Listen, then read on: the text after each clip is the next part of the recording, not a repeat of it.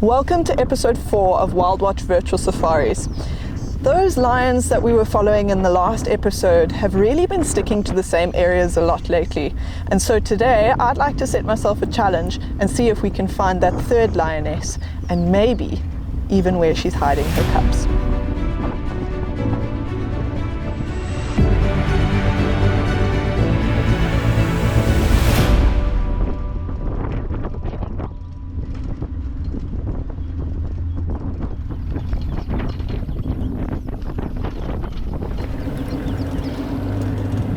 There's some giraffe.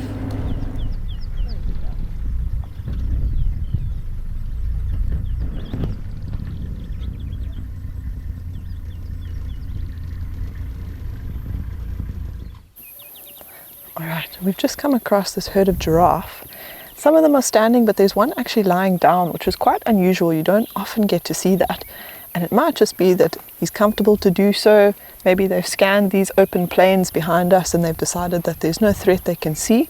And so he's decided to lie down a little bit.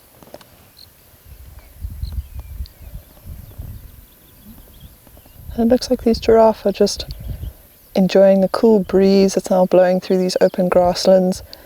And it looks like the others are slowly making their way towards some thickets where they'll start to feed for the afternoon.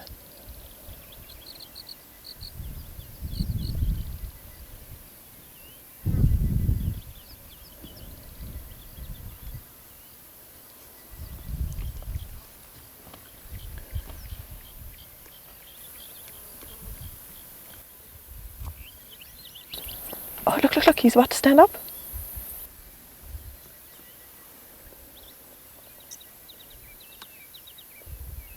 Did you see how long it actually took that giraffe to stand up? So you can imagine why I was saying earlier how it must have been that he was comfortable enough to lie down. It's a little bit cumbersome for them to get up, especially with those long legs folded underneath them. But it looks like he's about to join the other giraffe as they feed.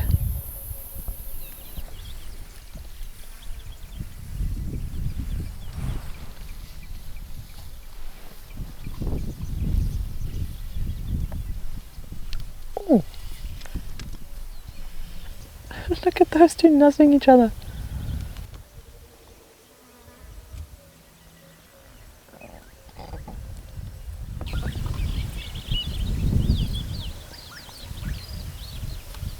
Almost like a bit of a wrestle, and then they just decided to stop.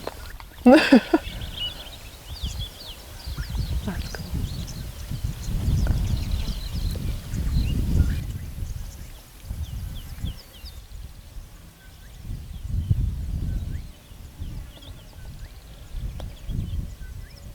So I'm just watching these two giraffe. You can see the one on the left is quite a lot smaller than the other one. But if you look on the top of the horns, can you see how flat those horns are? They're not actually called horns, they're called ossicones with giraffe. And you can see the one that's slightly shorter is actually using those ossicones to hit the taller giraffe on the neck. And it's just a little bit of sparring, practicing for later on in life when they become more dominant bulls and start looking for females to mate with and to breed with. They're going to be using these techniques against other dominant bulls to try and win those breeding rights. But this is all just a little bit of practice.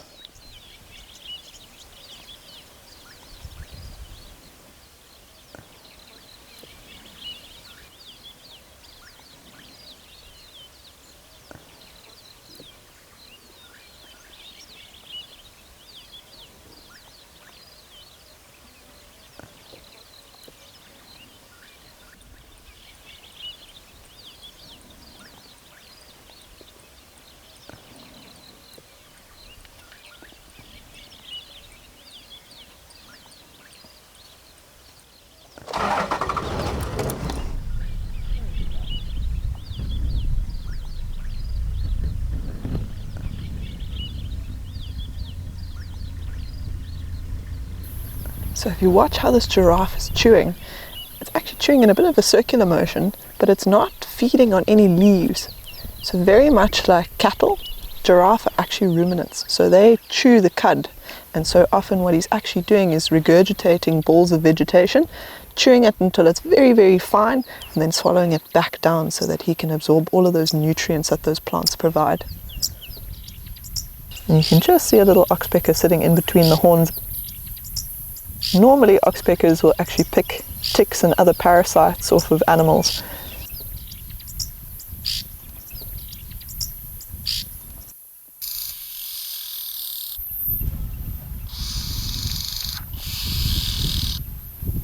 There's one sitting in the mane.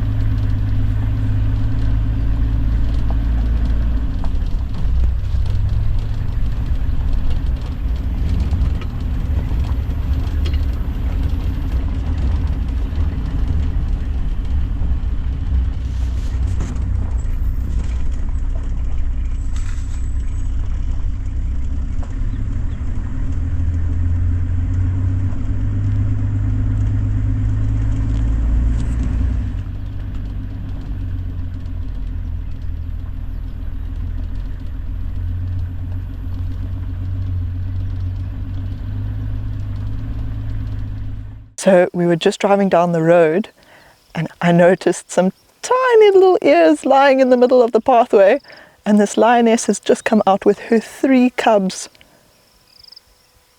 This is incredible. Look at how Mom is slowly looking at us. She's taken a few steps towards us, but she's not too sure about us. She's trying to figure out whether it's safe for her little ones to be coming towards us or not. And you can see they're waiting for Mom's signal. So these cubs actually haven't been seen that often. This is only, I think, about the 3rd time that they've been seen. So they are still quite young. They're only at the age of around 3 months. Oh, look at it stalking.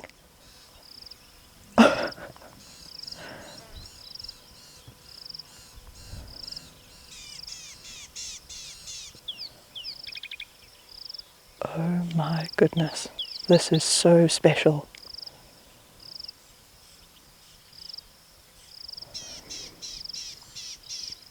So this is actually one of the lionesses from the Bayala pride. So it's a different pride to the lionesses we had been following. And she's currently on her own because of these 3 little ones. Normally there's about 5 lionesses that stick together.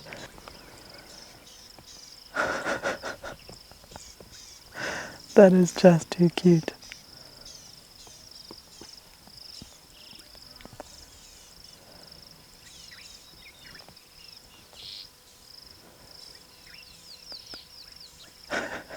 So you'll probably find that these 3 little ones have actually been sleeping and resting out the majority of the heat during the day. And so now that it's getting cooler, it's starting to get dark, Mom's getting a little bit more active. And she's decided to maybe move them from the area where they were. They're now playing around and getting out all of their energy, and that not only means jumping on each other but also clearly jumping on Mom. But she doesn't seem to be having any of it. She looks quite intent on looking around these thickets, just seeing what's around her, especially with those little ones. She wants to make sure that they stay safe, and they are clearly not looking out for their own safety.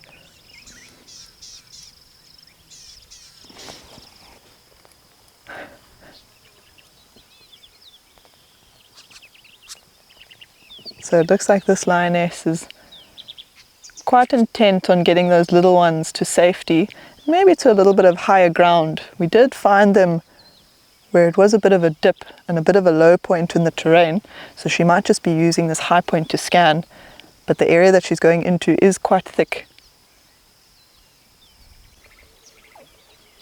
Oh, it actually sounds like Mom's contact calling. And you see how the cubs are starting to go back towards her?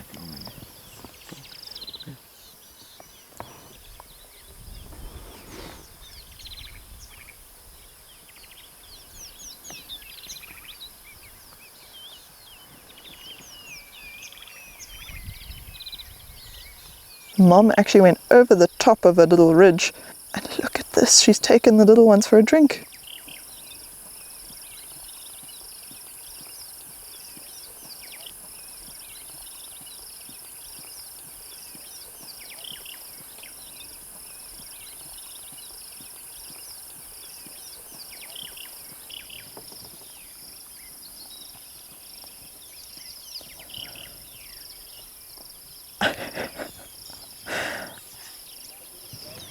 These little ones are just intent on irritating Mom this afternoon, it seems like.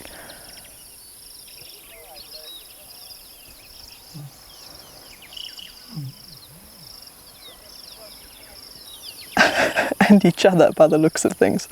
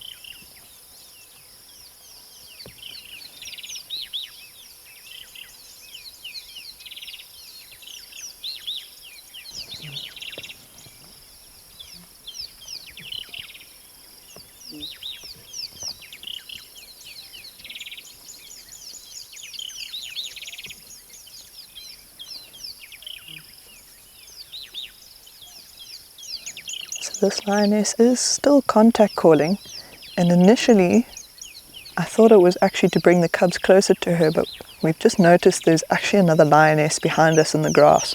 I wonder if she's not trying to figure out where that lioness is. Maybe she can smell her. But she's moving in the opposite direction to where that lioness is lying. So I'm also not sure whether it's a friend or someone that she wants to avoid.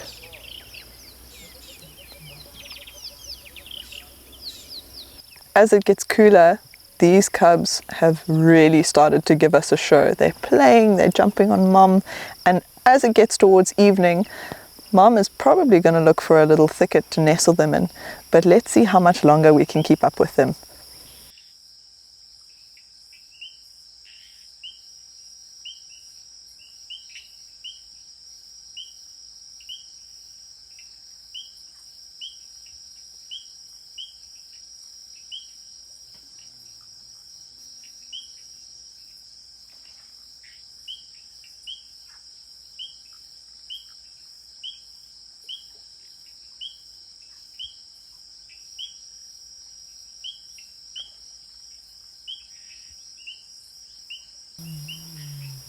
Oh, that is so cool.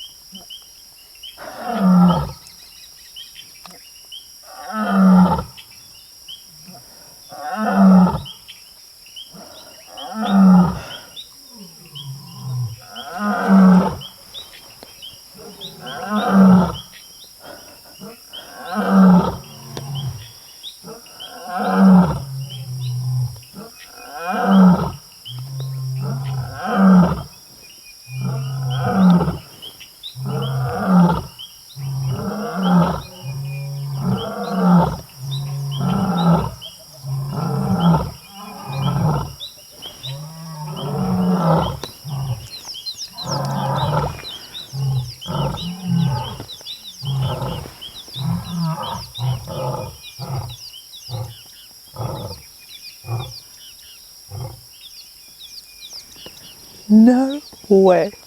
So this entire afternoon we have been watching this lioness with her 3 little cubs, and it actually turns out there's another 2 lions behind us that we didn't even know about. And that little roar is probably just a contact call between the 3 of them, trying to figure out exactly where each other are and also letting each other know where they're going and what's going on. But how incredible was that? But it looks like this lioness with her cubs is actually moving off, and as it gets darker we don't want to disturb them too much and interfere with those cubs.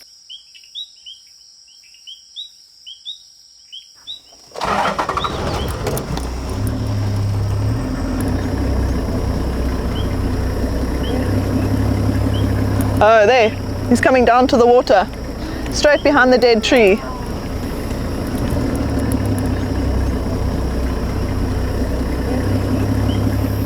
So it looks like we found both of the ones that were actually calling, and one of them turns out to be a male. Now these were part of the group that was calling behind us, and I'm just looking at the bushes. I can see the male. There's 1 lioness that I can see, and it actually looked like there was a tail flick from the middle of the thicket. So there might be more than just the 2 here.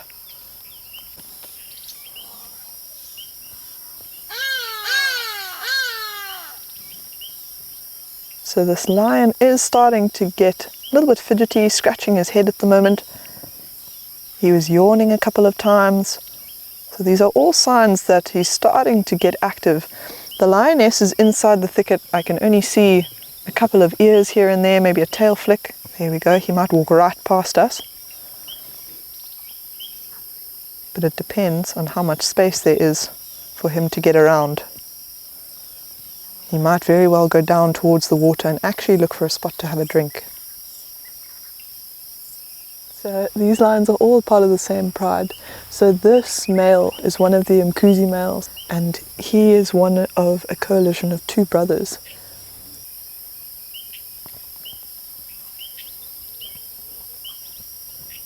And they split themselves between this pride here, which is known as the Bayala pride, and the mountain pride. Here comes a lioness. 2.